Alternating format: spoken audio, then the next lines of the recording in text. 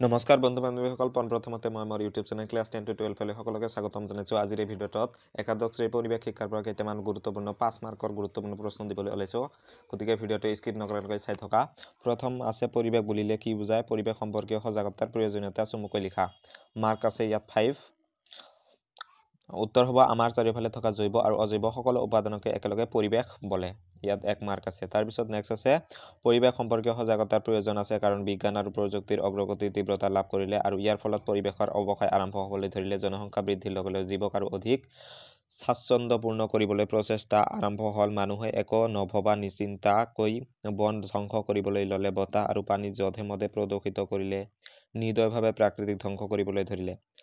আজি আমি যি বতাহত উশাহ লওঁ, যি পানী খাওঁ, সেয়া সম্পূৰ্ণ বিশুদ্ধ নহয় আৰু নিৰাপদ নহয়। মানুহৰ অপৰিকল্পিত আৰু বিচাৰহীন কাৰ্যকলাপৰ ফলত প্ৰকৃতিৰ মূল্যৱান সম্পদসমূহ নিঃশেষ হ'বলৈ ধৰিছে। পৰিৱেশগত সমস্যাই যোৱা কেইবা দশক ধৰি সমগ্ৰ বিশ্বৰ বৃহৎ সংখ্যক মানুহৰ মনোযোগ আকৰ্ষণ কৰিছে। মানুহে আজি ক্ৰমবৰ্ধমানভাৱে পৰিৱেশ সমস্যাৰ বৈচিত্ৰ্যক লৈ সচেতন হ'বলৈ ধৰিছে। পৰিৱেশ শিক্ষাই হৈছে এই সকলো বিষয়ৰ সমাধানৰ প্ৰধান আহিলা। সেইবাবে পৰিৱেশ শিক্ষাৰ প্ৰয়োজন আছে। তাৰপিছত নেক্সট প্ৰশ্ন, পৰিস্থিতিতন্ত্ৰ কি? প্ৰাকৃতিক পৰিস্থিতিতন্ত্ৰৰ ওপৰত এটা চমু টোকা লিখা। এইটোও 5 মাৰ্কছৰ কুৱেশ্যন হয়। 2 + 3 দুটা কুৱেশ্যন আছে, দুটা কুৱেশ্যন মিলি 5 মাৰ্কছ। উত্তৰ হ'ব পৰিস্থিতিতন্ত্ৰ হৈছে পৰস্পৰ আৰু জড় উপাদানসমূহৰ মাজত জৈৱিক, ৰাসায়নিক আৰু ভৌতিক আন্তঃক্ৰিয়াৰ গতিশীল কৰ্মজালৰ সৈতে জড়িত বিভিন্ন জীৱৰ সম্প্ৰদায়। তাৰপিছত নেক্সট 3 মাৰ্কৰ প্ৰশ্নৰ উত্তৰটো হ'ব প্ৰাকৃতিক পৰিস্থিতিতন্ত্ৰ প্ৰকৃতিত পোৱা যায় য'ত মানুহৰ সৈতে কোনো ধৰণৰ আন্তঃক্ৰিয়া নাই। এয়ে হৈছে এনেকুৱা এক ব্যৱস্থা য'ত সকলো বস্তুৱে ভাৰসাম্যৰ মাজত থাকে।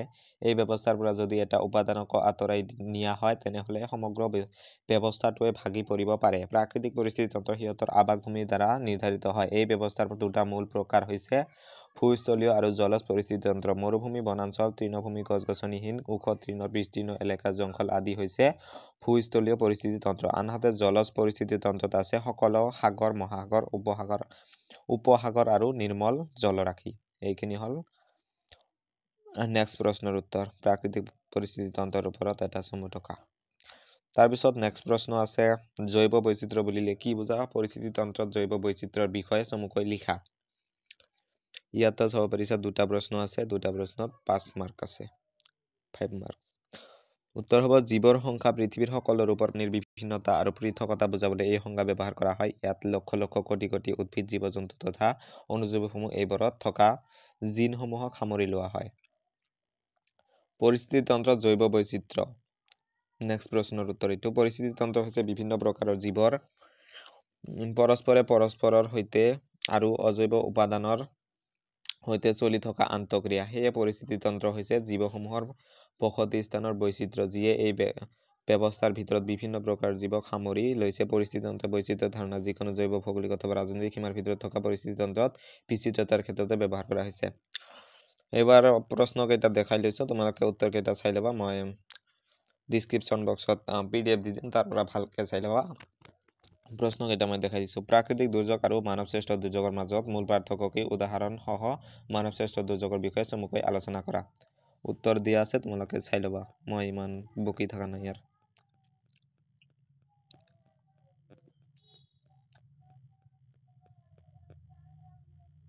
এইখিনি হ'ব প্ৰশ্নটোৰ উত্তৰ। তাৰপিছত নেক্সট প্ৰশ্ন আছে 2019 চনৰ প্ৰশ্নৰ পৰা লোৱা হৈছে এইটো।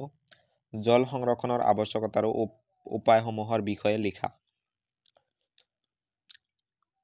প্ৰথম দিয়া আছে জল সংৰক্ষণৰ আৱশ্যকতা হ'ল ভূগৰ্ভৰ পানী বৃদ্ধি কৰিবলৈ আৰু পানীৰ বৰ্ধিত চাহিদা পূৰণ কৰা, ভূগৰ্ভৰ পানীৰ ওপৰত পৰা হেঁচা হ্ৰাস কৰা। এইটোৱে হ'ল আৱশ্যকতা। তাৰপিছত নেক্সট সংৰক্ষণৰ উপায় কেইটা দিয়া হৈছে চাই লোৱা। তোমালোকে টেনশ্যন নকৰিবা, PDF দি দিম ডিছক্ৰিপশ্যন বক্সত। তাৰপিছত নেক্সট আছে প্ৰশ্ন ভাৰতত ভূমিকম্পৰ দৰে প্ৰাকৃতিক বিপৰ্যয়ৰ ব্যৱস্থাপনাৰ ওপৰত এটি টোকা লিখা। উত্তৰ হ'ব চাই লোৱা, মই ইমান বকি থকা নাই।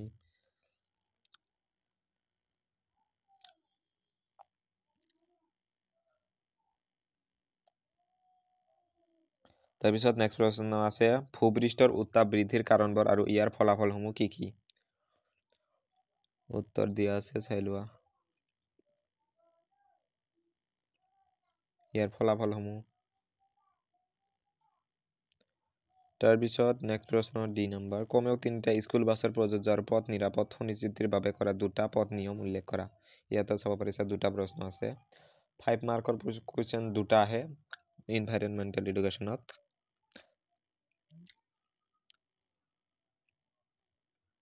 তাৰপিছত নেক্সট 2016 চনৰ কুৱেশ্যন পেপাৰৰ পৰা লৈছো কেইটা পৰিৱেশৰ বিভিন্ন অংশসমূহৰ বিৱৰণ দিয়া ইয়াতে চাব পাৰিছা পৰিৱেশৰ 4টা অংশ আছে বায়ুমণ্ডল জলমণ্ডল আৰু ভূমণ্ডল আৰু আছে জীৱমণ্ডল এই 4টা অংশ পৰিৱেশৰ তাৰপিছত নেক্সট প্ৰশ্ন জৈৱ বৈচিত্ৰ্যৰ প্ৰতি প্ৰধান ভাবুকিসমূহৰ বিষয়ে আলোচনা কৰা উত্তৰ দিয়া আছে চাই লোৱা তাৰপিছত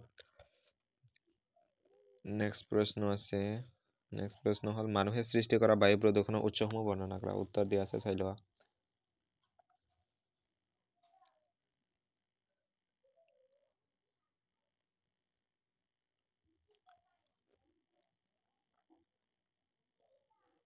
তাৰপিছত নেক্সট প্ৰশ্ন দিয়া আছে বহনক্ষম উন্নয়নৰ ধাৰণা সম্পৰ্কে এটি টকা লিখা উত্তৰ এইখিনি হ'ব চাই লোৱা